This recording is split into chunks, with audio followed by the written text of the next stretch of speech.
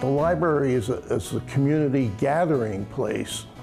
That's what we constantly are striving to do. It's a great place to be because I tutor reading and there's lots of books here. We also sometimes have to do research here, which is great. There's internet access. The library is one of the reasons that Horsham was recently voted, or in the last couple of years voted, as one of the top towns in the United States to live because of the library and the great park system that we have.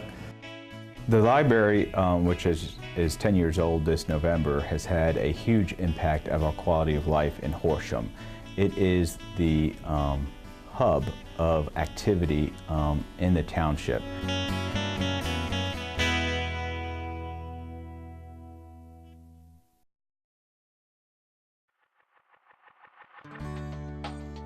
I grew up in Abington and in Cheltenham, went to school in Lynchburg. Everybody else had a library except Horsham. And we had so many people asking, why don't we have a library? Aside from the community watering hole, if you would, that's an important question that we had to address early on in the process to gather support of the people that were sitting on the fence. There is no one center of Horsham geographically and or as a community gathering point. So the library was designed and created as to address those needs. There's a focal point. This is the focal point. Having a library seemed like one of those things that we should have as a growing township to provide, to the residents on top of everything else that we had already offered. The library in the school had very limited hours, very limited access. The teachers, the community at large, were very supportive of a library. I mean, a library as we see it today. Families can order materials from any Montgomery County library to have delivered right to the Horsham Library. So they have access to a much larger collection than we have here at school, including audiobooks and ebooks. This library also has a really good listening library. So if I have a student who's having trouble with reading, I'll suggest they come to the library and get the book like as a book form and also like on cassette, yes, cassette, or CD, so that they can listen to it at the same time that they read, and that really helps struggling readers. I think having a library in the community is important.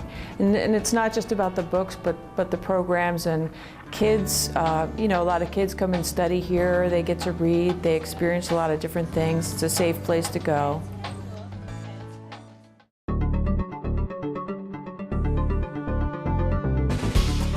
There were petitions taken by residents over the course of 10 or 15 years that they had submitted requesting a library.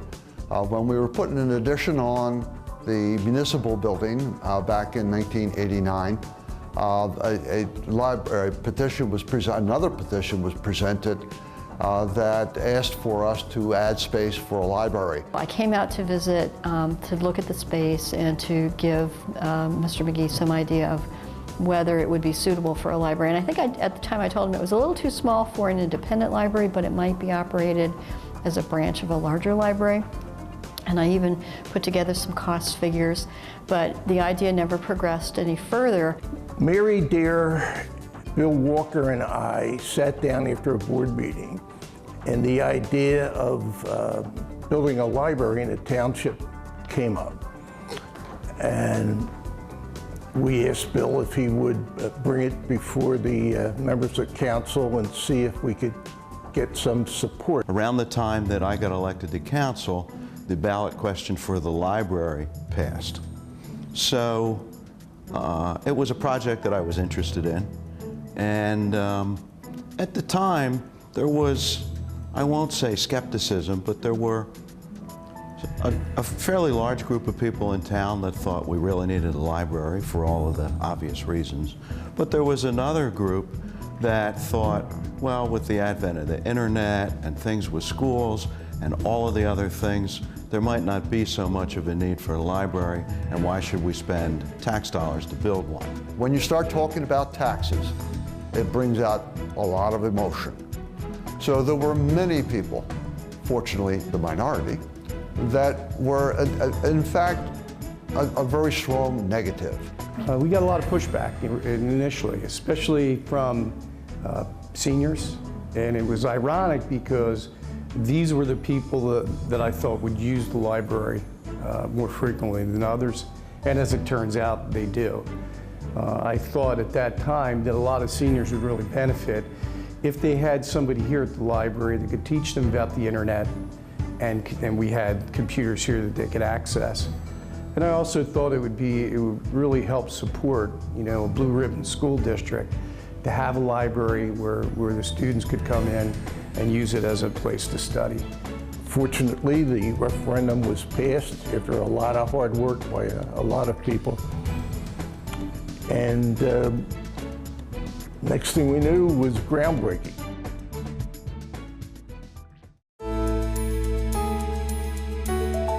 We solicited proposals from a lot of architectural firms. We visited a lot of libraries. We actually eventually went with the local group, the Vitetta group, and then they came back to us with a series of designs based on the modernism, the functionality, the expandability, and that was how we picked that. One of my goals was that the library would be intuitive. It's a goal that I have in each of my library design projects, and it's wonderful to be able to start with a fresh slate, with a completely new building. A lot of times we're working with old libraries that are challenging. The physical building is something that grew out of the feasibility study, the characteristics in it, and I think the architect did a really good job of realizing the narrative and the elements that people in the community identified. We did have some design challenges with the site, with the orientation of the site and with the setback requirements and with some structures that were in the way in front of the building. The goal was really to be able to clearly see where you would enter the building, come into the building and feel welcomed immediately, and to be able to basically, without a lot of explanation or guidance, see or understand where you might go, at least, if it's not completely clear, where you would go to find the things that you were looking for. They wanted the library to really be a landmark building for Horsham, the one civic building that would be seen as a community and civic landmark. This building actually has over 10,000 square feet of its 25,000 square feet that is free of structure. So in terms of internal columns. So that 10,000 square foot square essentially, which is what most of the people use when they visit the library, furniture is able to be freely moved around, and that provides the flexibility for the future. I think our vision, our design vision for the landscaping in its relationship to the building was to be complementary to the building and to be natural to this part of Pennsylvania, so we were not introducing plants and species that would not be natural to this environment. Hence, they would also thrive and do well here.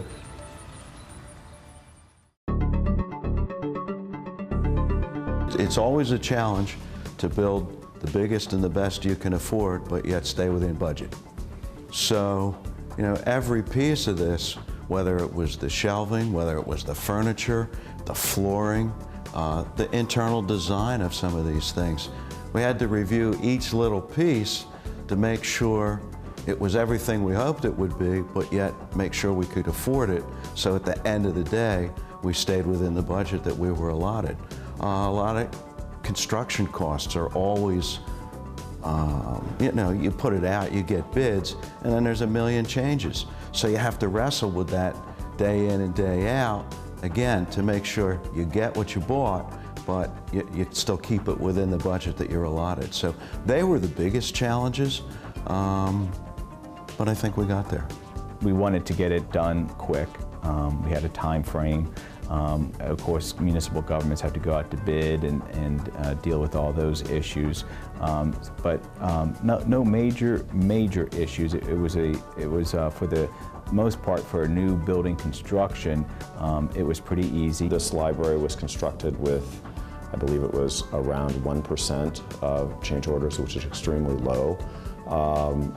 There were the normal challenges of materials, lead times, but all in all, the project manager for the construction firm was quite good, and the construction was completed on schedule, or very, very close to the original targeted schedule, and it was completed on budget.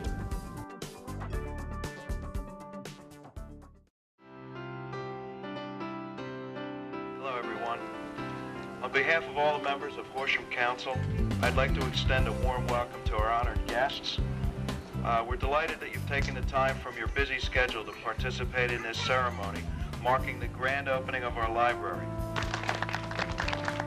I remember there was a large crowd that came out for the grand opening.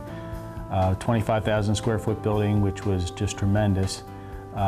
We had a lot of staff, a lot of administration on hand, a big crowd from around the community that were just anxious to get in and see, exactly what we were able to do with this new beautiful looking library that they saw from the outside. They were finally able to get in and see what we were able to do and accomplish for the community. The definition for architecture.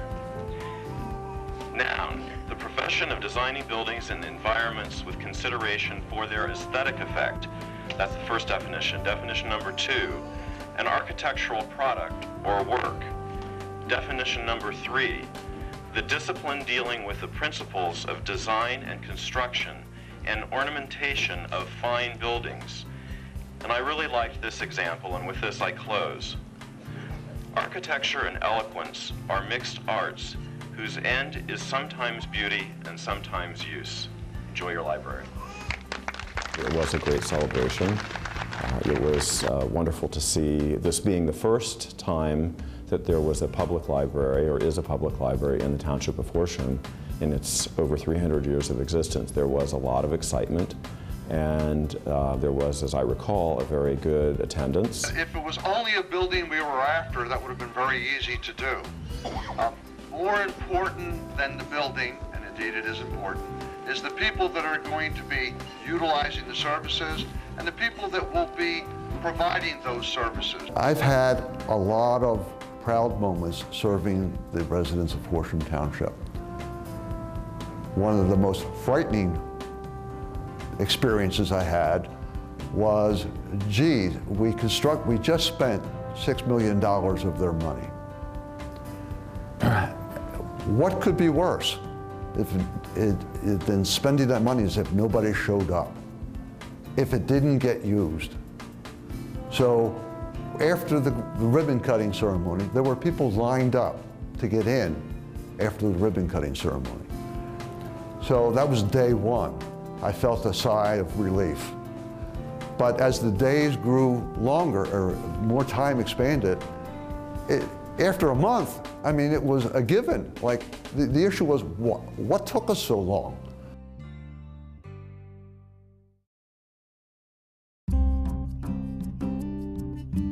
We have really wonderful spaces, not just for books and computers and programs, but areas where we can set up toys for creative play. So one of the things you're going to see in our library when you come into the children's area is a place where there are blocks and puzzles and climbing toys and puppets and stuffed toys and noisy children. Because in fact, when children are very young, one of the ways they learn is through play. The other thing that you see is a very large meeting room that can be subdivided into smaller spaces. And that was a really important element too, because the community has a lot of community-based organizations, youth sports, dog park board, political committees, social service committees, a variety of organizations with volunteers who are all looking for places to meet and to do their programs. There's a very nice large-sized teen room. Back when the library was being planned, one of the largest groups in the school district were 7th graders. And so we know that families with young children are eventually going to be families with teenagers, and teenage services were important for that. We have areas of computers where people can access the internet, they can use word processing and graphics programs, they can work on resumes, they can surf the internet, they can do a variety of things, and a nice collection too. We hope that there's an appealing collection of books and audiovisual materials as well. Once the library was open, they became a really strong supporter, providing programming, providing funding for the summer reading programs that we do, and providing advocacy throughout the community. And those are a great group of folks that work on a lot of the special things we do. They put together our book sales.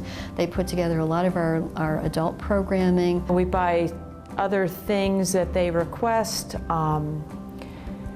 and just sponsor programs and things that, that the library benefits from and the patrons of the library benefit from, just to make it a better place to come. One of the groups, and I joined right away, was the Friends of the Horsham Library. And we do a lot of things here at the library, and we raise money to fill in the gaps in the funding, so the library is the most up-to-date and can provide the best service to the community. We've had author events and cooking classes, how to repair things, financial information. We also provide all the goodies for the summer reading programs, and it's just been fun. It's a great group of people. We work real hard, and we love the library.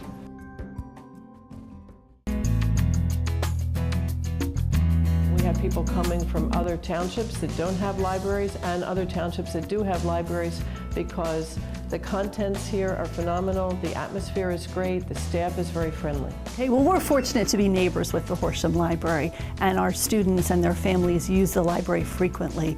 I grew up going to the library where I lived, and I loved going to the library. I love books and I love reading, and I think it's important that kids today have that as a resource. It's an exciting place. It's lively, it's energetic. The families, all ages are there. It's just a nice place to visit in the township. I'm proud of the fact that it's used to the extent that it's used. Often all the rooms are filled, the cafeteria in the front is filled. I understand that there are times when it's extremely difficult to get a booking here to actually use the facility because it's full. I think the most popular thing that the township has ever done is the creation of this library. This was like looking ahead for the future, to make sure that this building was going to look great, not just then, but 20 years from now. The community is a wonderful community. It's very supportive. It really appreciates the library a lot. And when you feel as though your job is appreciated, you love to come to work every day. And it's a great place, it's a great resource, great asset for Horsham. And I'm proud and hope that it stays around for much longer after I'm gone. So Proud to be a part of the library, and proud to be a resident of Horsham. That's it.